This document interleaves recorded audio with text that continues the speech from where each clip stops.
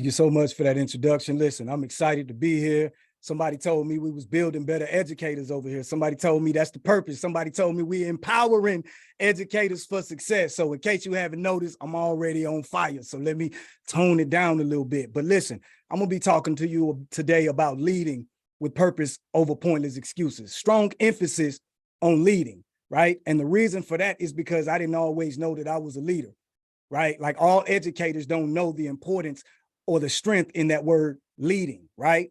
And the next word I want to put strong emphasis on is purpose, right? A lot of educators, they're called to this work. So they've answered a call, which means that they're fulfilling their purpose, right?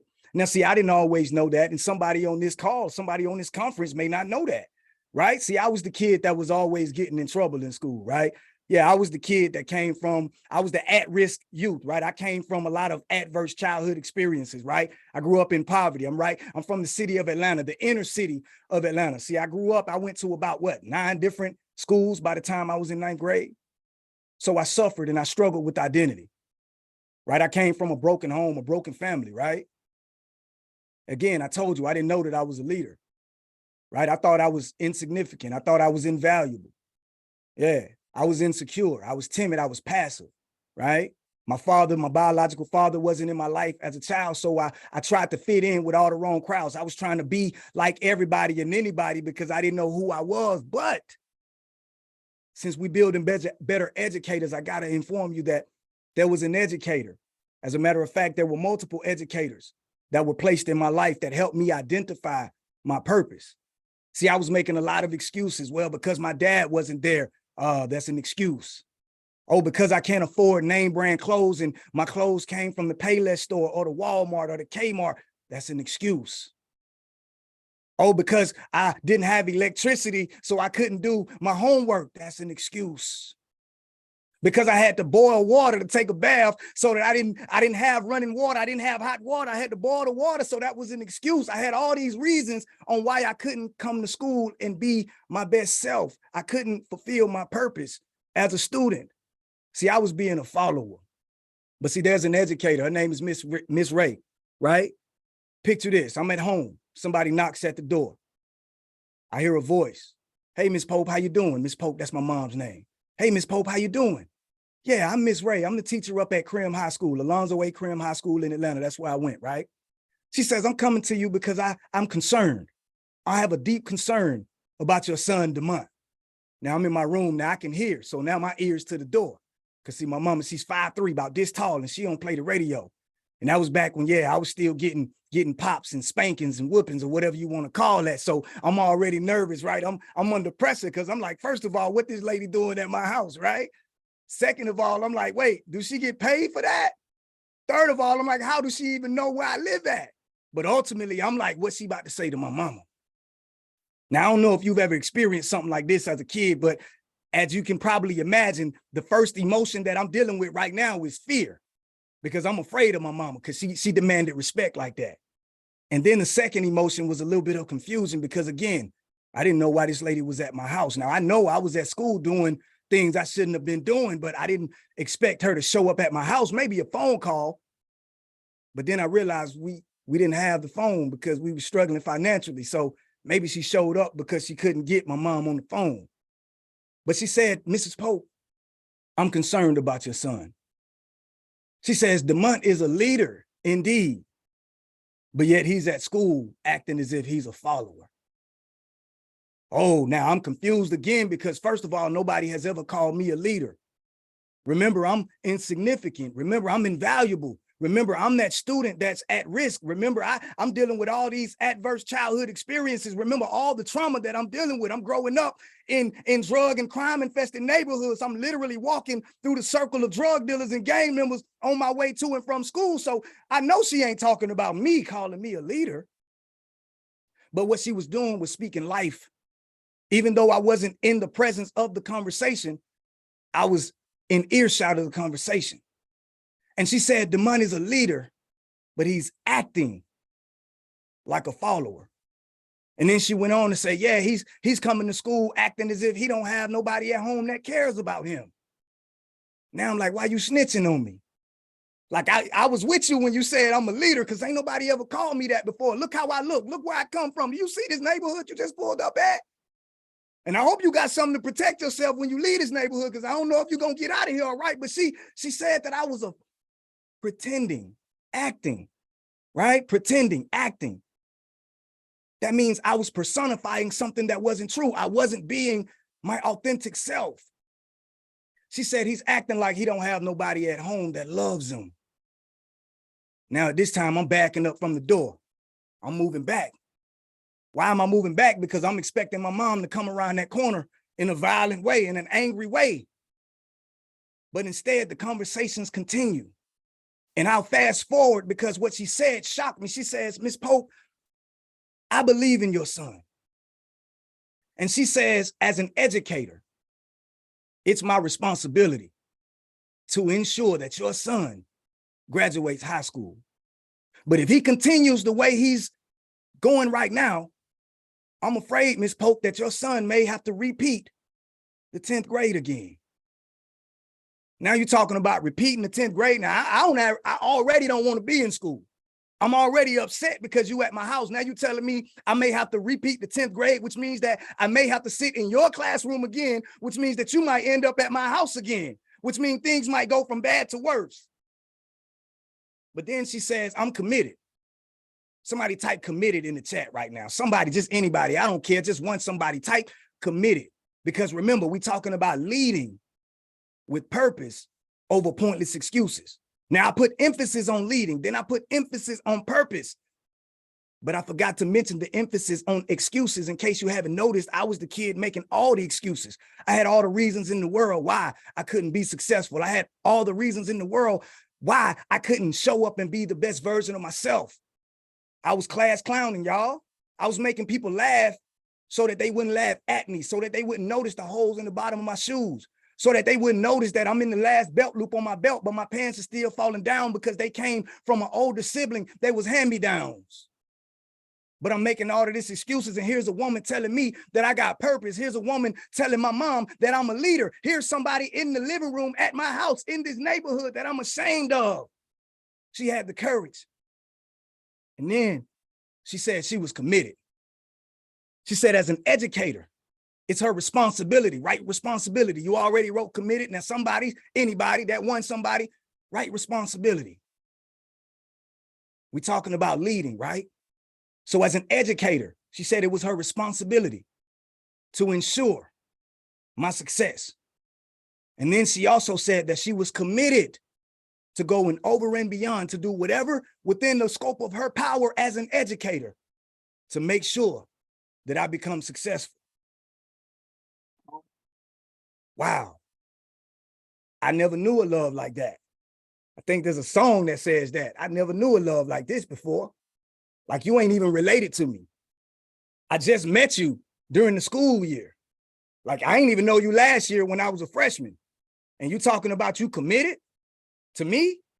You talking about you got a responsibility to ensure my success? You talking about I'm a leader? You talking about me pretending as if I don't have anybody at home who loves and cares for me? And then you had the audacity to get in your car, leave the school, drive to my neighborhood, pull up at my house, ring the doorbell, knock on the doorbell, get my mama to the door, and then you had the audacity to speak life into me. But I'm the same one at school causing you these problems. I'm the same one at school giving you issues. I'm bringing the drama in the class. I'm the one turning in the assignments late. But when she told my mom that she was committed to ensure that I would be successful, she was going to do anything within the scope of her power as an educator to ensure my success. Now, in my opinion, I don't know what you would call that, but me personally, I would call that leading with purpose over pointless excuses. Now, you already know my name is Demont Pope. I'm the founder and CEO of Demont Pope and Associates, LLC, and I am the author of the book, Purpose Over Pointless Excuses. But see, this educator is one of the educators responsible for me identifying my purpose. Now, let me fast forward a little bit, because you heard about all the adversity. You heard about the struggles. Yeah, you didn't know that I turned around and not only was I in school acting out, but I was outside of school acting out because I just wanted to fit in. So I became a gang member. because they were respected. Nobody was laughing at them. Yeah, I was that kid that was doing all kind of wrong things, pretending, not walking in my authentic self. I was still hiding behind insecurity, a false identity. My father wasn't in my life, so every man that looked like he got respect, I wanted to be like that man. But then this woman, Miss Ray, she showed up at my house talking about responsibility, talking about commitment, talking about doing everything she can to ensure my success. She exposed me. See, sometimes exposure is not a bad thing. Sometimes that exposure is a really good thing, because what she did, although she exposed my bad behavior, she also exposed my potential. Yeah. Now we about to find out what leading with purpose over pointless excuses can do to that student that's in your classroom, or that student that's walking down the hall past your classroom. Yeah. Long story short, ladies and gentlemen, educators, right? Fast forward senior year, I ended up walking across the stage. In case you haven't figured it out by now, yeah, I graduated. That's right, this same insecure kid, this same timid kid, this same passive kid, this same troublemaking kid, this same gang affiliated kid, this same drug dealing kid messed around and walked across the graduation stage. And I received the diploma, and I shook the hand of the principal. But not only that, but I graduated in the top 10% of my class. Top 10% of my class. So what am I saying? Here I was in danger of being held back and repeating the 10th grade. See, the truth of the matter is, ladies and gentlemen, educators, can I talk to you real quick? Somebody type talk to me in the chat. Talk to me right quick. I was smart the whole time. See, I could do the work, but again, if I turned in my work on time before the other people, then I would be called a nerd. I would be called a square. I would have been called a geek. But I had this persona. I had a little bit of respect. But then this teacher instilled a sense of purpose within me. And that purpose led me to detach myself from the affiliations that I was attached to. And it allowed me to focus. And she spoke into me. She gave me the assistance that I need. She gave me the layup so that I can go on and score an easy bucket. Y'all, if you like sports, that was a layup, an easy bucket. And then I walked across the graduation stage and I made my mother proud, the same mother who I was afraid of, the same mother who I was listening to that door, and I started backing up because I didn't know if she was gonna come bring me all the drama. Now I'm a graduate, a high school graduate with honors. I went on to join the United States Air Force. Now I'm a veteran. I'm a leader. I was in leadership positions. Even my sergeant said the craziest thing. He said on day 2 of basic training, he said, "You are a natural born leader." Wait, here's that word leadership again. The first time I heard it was from that teacher. We're talking about leading with purpose over pointless excuses. In case you didn't know, I'm not here to tell you how to do your job. I'm not here to tell you how to educate. You went to school for that. You got the degrees for that. That's not my area of expertise. But I do have a superpower, in case you haven't noticed what that is. And that superpower is speaking purpose. That superpower is speaking life. So if I can just speak life to you, just type life in the chat. If I can speak purpose to you, just type purpose in the chat. Because I feel like I'm all in my bag real quick, but I just want you to know that it was something about an educator. Now you, what is it? What does it have to do with you? What does it have to do with you? Because you, my friend, you may very well be that Miss Ray to somebody that's in your class or in your school or in your district or around your community. You may very well be that person that has to go over and beyond, because I know you didn't get into education for the paycheck. You got in it because there was a purpose. You got into it because there was a calling. You got into it, if I'm not mistaken, I believe you want to make a difference. And I believe you in this conference right now because you want to be a better educator. And somebody told me that we're building better educators. Now, it's something significant about building. We building, so we have to lay a firm foundation. Then we build a strong structure upon that foundation. So what I'm talking about is you being that foundation for that student that's been getting on your nerve all last year. And that student came back to school this year and you like, oh my goodness, school just started back and I already got to deal with these kids. I'm talking about self-care. Somebody was talking about self-care earlier. How do you care about yourself enough to go in here and make a difference?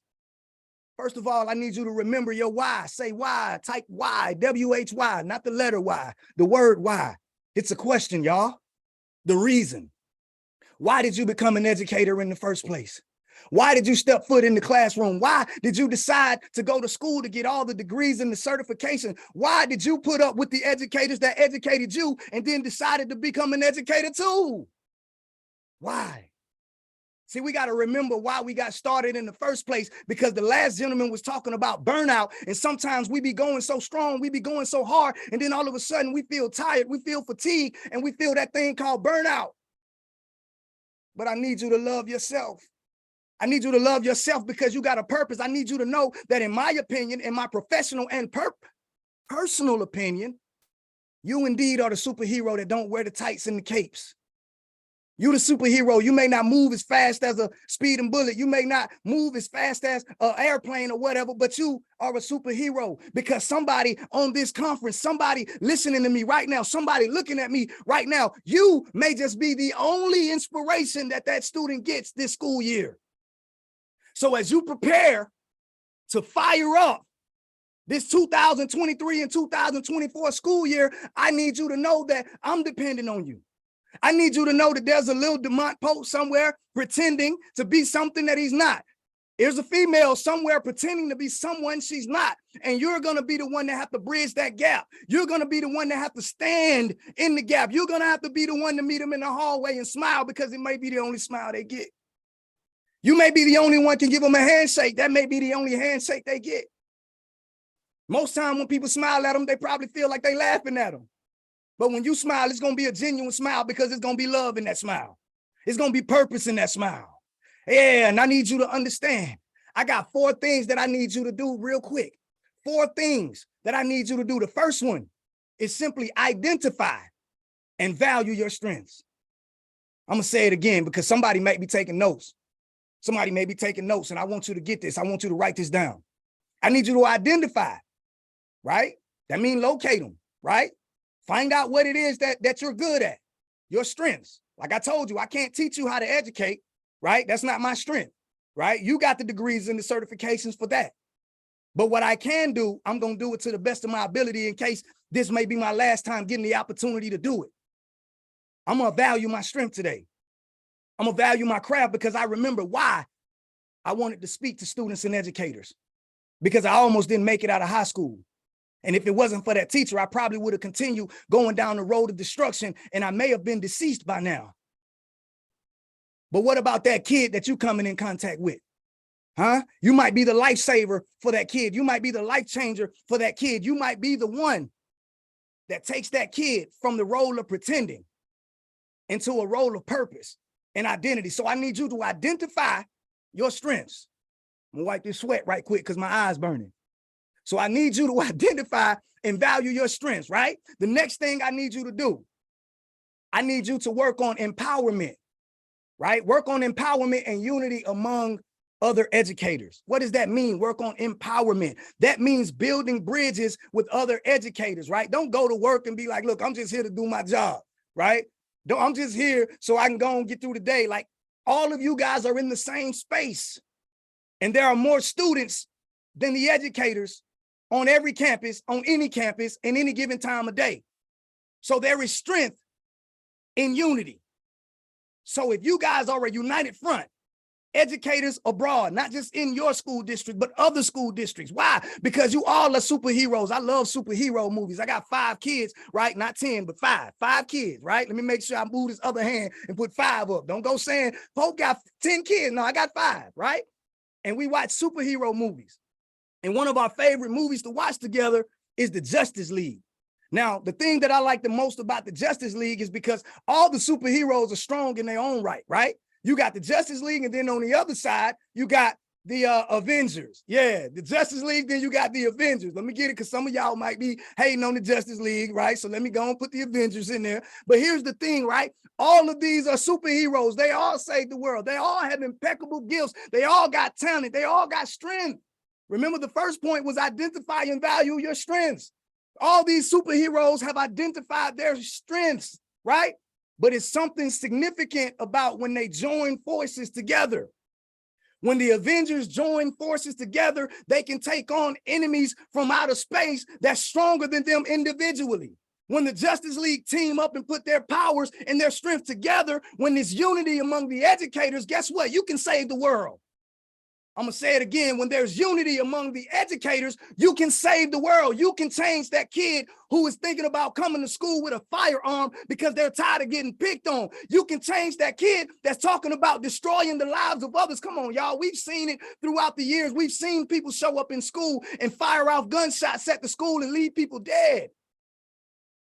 You can be that life changer, that lifesaver, by joining forces with other superheroes, educators, counselors, administrators. I love you too, Seneca. Yo, I don't know why that's the first. I ain't seen nobody comments in the chat, but I see that. But I love you too, bro. And it's that love that allows us to do what we do. And when these students see the love that we have, not just for ourselves, but the love that we have for one another, and then we combine that love and then we pour that love onto these students, come on, together, now we saving the world. Now we moving something. Now we making something shake. Now listen, you got two things. You got identifying and valuing your strengths. The next one, you got empowerment, right? Get empowerment and unity among the educators. The next thing I want you to do is leverage technology to enhance your leadership. I need you to leverage technology, right? Why? Because everybody got phones these days. Everybody got a phone in their pocket. Everybody got a phone in their hand. Everybody got tablets or iPads, right? Everybody got technological devices that could be distractions. I hear an echo. Everybody got technological devices that could become distractions, but this is what I need you to do. I need you to figure out, I need you to learn, because if you don't know how to do it, then that's an excuse. As a matter of fact, that's a pointless excuse. And I'm Mr. Purpose over pointless excuses. So I don't want to hear that, oh, I ain't good with technology. Listen, that's an excuse. I go to YouTube University all the time and learn stuff that I ain't know, right? Learn how to leverage these technological devices, right? So that they become assets as opposed to liabilities. Somebody type assets in the comment. I need you to leverage technology so that it becomes an asset as opposed to a liability. I need it to become a focal point instead of a distraction, right? Figure out some type of way to intertwine it in the curriculum, like make the kids answer questions on the phone for a certain amount of time, then put the phones away.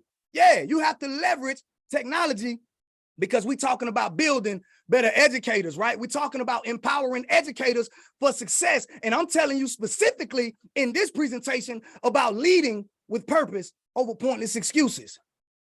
So you got to leverage the technology to enhance your leadership. Now, the fourth thing I need you to do, oh man, it's almost like the second thing. The second thing was empowerment, right? And unity among educators. Now, this fourth thing, we're talking about building better educators. So it's only right that I throw the word build in here somewhere, right? Because we're doing carpentry work, right? We building some stuff, right? We architecturing over here or something. I don't know if that word was right, but educators don't get me, because I told y'all that ain't my superpower. But anyway, I need you to build. Don't just build anything, right? Don't go get the woodwork, get the screws and the screwdrivers. No, don't just build anything. I need you to build strong networks. Yeah, I need you to have more connections than AT&T and Verizon put together. You understand what I'm saying? Yeah. I need you to have more connections than AT&T and Verizon put together, right? I need you to tap into that Avenger strength. I need you to tap into that Justice League strength, right? I need you to show up for little Demont. I need you to show up for that little boy, that little girl that don't have nobody at home. I'm talking about the one who boiling water like I was because the water ain't hot. I'm talking about the one who's going to bed fully dressed, right? Because it's too cold to change clothes in the morning. I'm talking about the one who making jokes in the class because you don't want nobody to see the holes in the bottom of your shoe. I'm talking about the one who going to school with the pants so big, you got the belt loop on the last loop, but they still falling off. I'm talking about that one. I need you to build a strong network, build strong networks and partnerships. How do you do that? I need you to partner with with local speakers. I need you to partner with national speakers. I need you to partner with international speakers. I need you to partner with those who are experts in the field of service that you may lack. Like, you may be dope at biology, you may be dope at algebra, you may be dope at literature, you may be dope at history, but you may not be dope at dealing with these adverse youth. You may not be dope at dealing with the at-risk youth. You may be used to the kid that want to come to school. You may not be used to that kid that, like me, I only came to school and had perfect attendance because I didn't want to stay at home with my mom, because if I rubbed her the wrong way, I get them hands. You get what I'm saying? So I was at school every day. So check this out. I need you to build strong networks and partnerships. That means bridging the gaps so that you can cross those bridges from time to time. Don't go on one side and be like, well, look, I graduated, I got my degree, I got this, I got that, and you get yours. No, you build a bridge, because you never know when you have to cross that bridge from time to time. Now, ultimately, what I just gave you was 4 simple steps. Those 4 simple steps can be simplified or identified as effective strategies, right, for developing educator leadership skills. I told you I was going to tell you about leading with purpose over pointless excuses. Well, I just gave you 4 very effective, proven strategies for developing educator leadership skills, because somebody may have forgotten that you're a leader. You may think you're just a teacher. You may think you're just a counselor. Well, I'm not the leader. The principal is the leader. The administrators are the leaders. No, you are a leader in that classroom, and I need you to lead with purpose over pointless excuses. I need you to teach with purpose over pointless excuses. I need you to educate. I need you to reach. I need you to advocate with purpose over pointless excuses. Listen, I'm gonna wrap it up right now, because I'll get excited and I'll go on, but let me slow it down and let you know that it is my honor. It is my privilege to be standing before you today. I'm so grateful for the opportunity. I'm so grateful that I got the phone call that there was going to be a Building Better Educators and Better Students conference. I'm so grateful that I had life and strength in my body, that I woke up today and my voice was strong. I'm thankful for the purpose. I'm thankful for the trials that I went through, and I need you to be thankful for the obstacles, because it's the adversity that fuels the fire. Yeah, it was actually the pain that propelled me to this position of purpose. And I need you to know that the frustrations in the educational space, I need that suffering, I need that struggle, I need that pain to propel you to your position of leading with purpose over pointless excuses. I am your big bro, Demont Pope, AKA Mr. Purpose over Pointless Excuses. Yeah. And I'm telling you that purpose looks good on you. That's my time. I love you, and it ain't nothing you can do about it. Yeah.